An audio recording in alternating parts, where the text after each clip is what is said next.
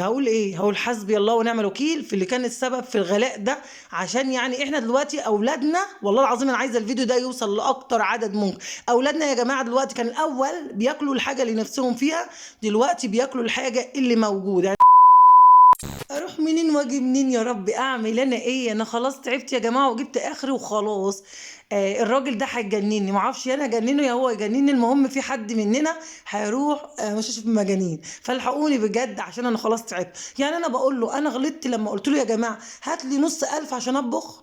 قال لي ايه؟ انت اتجننتي ولا ايه؟ ازاي تقولي نص الف؟ هو الطبيخ بقى اليومين دولت بقى بنص الف؟ هو انا باخد كام الف عشان تاخدي نص الف؟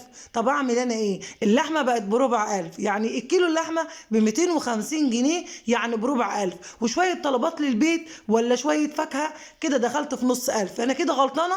قاعد يقول لي لا ده انا اللي غلطان وانا اللي جبت ده كله لنفسي، ارحموني خلاص انا تعبت منكم، حتى ازازه الزيت خلصت وجيت عليا، يعني هي والراجل عليا، اعمل انا ايه؟ قلت بقى اجيب ايه؟ ما بديهاش بقى، لازم اوفر ولازم ابقى ست شاطره وكويسه عشان جوزي ما يتخنقش اكتر ما الدنيا كلها مخنوقه. رحت جايبه شويه رز، يعني قيمه كده كوبايه ونص، تمام. ورحت جايبه بقى شويه بطاطس، كان عندي بطاطس تصاصيص كده على بيل، قعدت اقشرهم. بصراحه تعبت جدا يا جماعه، يعني انا اخدت وقت كتير قوي في تقشير البطاطس ده عشان كانت صغيره جدا، عشان اعملها خرز صغيره خالص واعمل رز ببطاطس. ورحت جايبه ب 20 جنيه بيض، البيضه ب 4 جنيه. قال لي يا هو انت كده بقى موفره وعايزه تمشي حالك؟ قلت له ما هو كل حاجه بقت غاليه، طب اعمل انا ايه؟ قال لي ما تعمليش حاجه، سلمي امرك لله، احنا بقى يعني مش عارفين نعمل ايه، احنا مستنيين يا ربنا يفرجها علينا، يا ربنا يعني يرحمنا بقى من اللي احنا فيه، ما مش يعني مش في ايدينا حاجه خالص. فانا والله العظيم بقيت زعلانه جدا وهو زعلان جدا، الدنيا كلها يا جماعه في البيوت بقى في مشاكل جدا بسبب الغلا ده، اقسم بالله العظيم حرام اللي احنا فيه ده. دلوقتي بقى انا خلصت البطاطس اهوت وقلبتها، هبتدي كده ادوقها قبل ما تطلع مملحه او تطلع عدبه، واخد علقه وابقى انا جيت اوفر، رحت عكاها بزياده. قلت كده اما ادوقها لقيتها طعمها زي الحلو. بقول لكم حطوا لايكات كتير واشتركوا في قناه ام علاء وعلا، يلا اللي ما اشتركتش في القناه مستنيه ايه؟ مستنيه اجي لك دلوقتي. بص البيضه بقى دلوقتي وانا بنزل البيضه، بكسر البيض وانزله كده على الرز عشان يعمل بيض عيون يعني.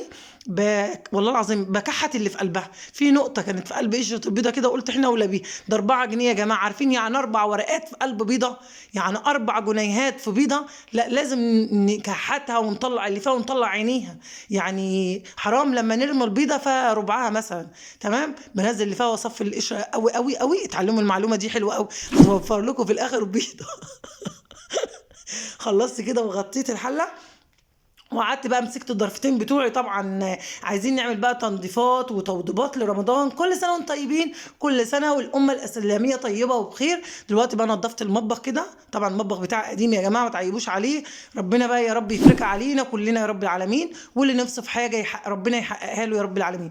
رحت جايبه كده كرتونه بيضه عندي قصاها، طبعا ما عنديش مفارش، مش لازم اجيب مفارش، هيبقى انا والزمن بقى على الراجل ده يبقى حاجه حرام يعني. رحت جايبه كرتونه كده قصاها وحطاها كده على الرف، وبدات ارص الحلل بتاعتي والمواعين. دي الحلل والمواعين اللي عندي كلها، يعني انا يعتبر اغنى واحده يا جماعه من المواعين دي. اللي بقى عنده حاجه من دي بقى غني جدا، هي دي اللي حيلتنا بصراحه. بدات ارصهم بقى واظبط الدنيا كده عشان يجي علينا شهر رمضان الكريم، تكون حاجتنا نظيفه ومرصوصه ومنظمه وزي الفل كده زي ما انتم شايفين. وابتدي كده ايه، اقوم اشوف بقيه الرز، اشوف الرز بقى استوى ولا الرز ناقصه اوطي عليه اكتر، اشوف الدنيا فيها ايه، واشوف الغدا بتاعي وبتاع زوجي كده. خلصت اهوت زي ما انتم شايفين اهو. بس يا جماعه بجد بجد بجد الدنيا بقت غاليه جدا والناس تعبت جدا والناس جابت اخرها. هقول ايه؟ هقول حسبي الله ونعم الوكيل في اللي كان السبب في الغلاء ده. عشان يعني احنا دلوقتي اولادنا، والله العظيم انا عايزه الفيديو ده يوصل لاكتر عدد ممكن. اولادنا يا جماعه دلوقتي كان الاول بياكلوا الحاجه اللي نفسهم فيها، دلوقتي بياكلوا الحاجه اللي موجوده. يعني انا بقول لاحمد اهو، اقسم بالله العظيم هو كان فرحان اللي انا طبخه وعامله اكل، بقول له خد، قال لي لا مش واكل. مانيش فاكر، لان لما احنا بقينا ناكلهم اكل غصب عنهم فما يرضيش ربنا والله العظيم.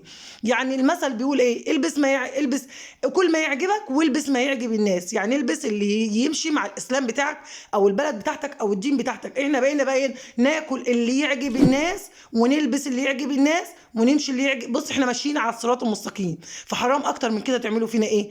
وكده الفيديو يكون خلص، وان شاء الله استنوني في فيديوهات كتيره قوي، سلسله تنظيفات وتحضيرات لرمضان الكريم. كل سنه وانتم طيبين وربنا يرفع عننا البلاء. ادعوا يا جماعه على قد ما تقدروا. يلا اشتركوا في القناه ومع السلامه.